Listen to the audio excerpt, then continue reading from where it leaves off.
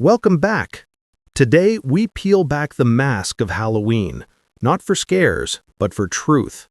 Beneath the costumes and candy lies a centuries-old ritual shaped by fire, fate, and forgotten names. This isn't just a holiday, it's a palimpsest of pagan rites, Christian overlays, and cultural reinventions. Let's begin. Long before Halloween, there was Samhain, the Celtic festival marking summer's end and the start of the dark half of the year. Celebrated around November 1st, Samhain was not a celebration of death, it was a negotiation with it. The Celts believed the veil between worlds thinned during Samhain. Spirits of ancestors could return, and not all were welcome. Bonfires were lit on hilltops to ward off malevolent forces. People wore animal skins and masks, not to entertain, but to confuse wandering spirits. Samhain wasn't just spiritual, it was judicial. Tribal disputes were settled, debts were called in, and contracts were renewed. It was a time of reckoning, not revelry. When Rome absorbed Celtic lands, it layered its own festivals atop Samhain. Feralia, a day to honor the dead, and Pomona, a harvest celebration for the goddess of fruit, merged into the seasonal rhythm. Pomona's symbol, the apple, perhaps the root of bobbing for apples. By the 7th century, the Church sought to overwrite pagan rites. Pope Boniface IV established All Saints' Day on November 1st, and later All Souls' Day on November 2nd. The night before, All Hallows' Eve, became a vigil. But the old customs persisted, cloaked in Christian garb. In medieval Europe, soul cakes were baked and given to the poor in exchange for prayers for the dead. This practice, called souling, is a direct ancestor of trick-or-treating. By the 16th century, Halloween had absorbed darker tones.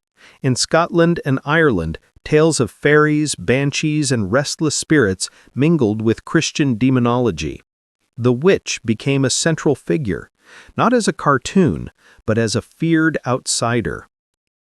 In England, Fawkes Night began to eclipse Halloween. Bonfires and effigies shifted towards political symbolism, but the autumnal fear of chaos remained. Halloween came to America with Irish and Scottish immigrants in the 19th century, but it didn't immediately flourish. Puritan New England rejected it outright. It was in the mid-1800s, during a wave of Irish immigration, that Halloween began to take root. In early American Halloween celebrations, mischief was central. Trick came before treat. Young people would tip over outhouses, steal gates, and chalk messages on windows. It was a night of sanctioned chaos, until communities began offering candy as a bribe for peace. By the 1920s, Halloween was domesticated. Costumes became commercial. Haunted houses replaced haunted hills, and the ancient bonfire became a porch light. Today's Halloween is a patchwork quilt, but some threads remain hidden. In Mexico, Dia de los Muertos shares the timing but not the tone. It's a celebration of life, not a fear of death. In Appalachia, Hallowmass traditions linger, like burying apples for the dead or leaving out food for wandering spirits. In parts of Nigeria, the Egungun festival honors ancestral spirits with masked dances, echoes of Samhain's veiled rituals. The jack-o'-lantern was originally carved from turnips in Ireland. The pumpkin only took over in America, where it was larger, easier to carve, and more abundant. Even the name Jack-o'-lantern comes from a folktale. Stingy Jack, a trickster who fooled the devil and was doomed to wander the earth with only a coal in a hollowed-out root.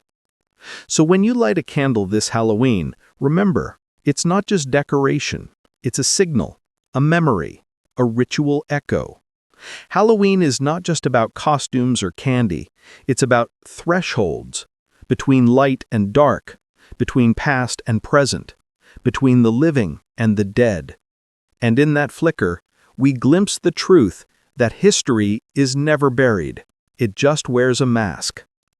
Thanks for watching. And as always, stay curious.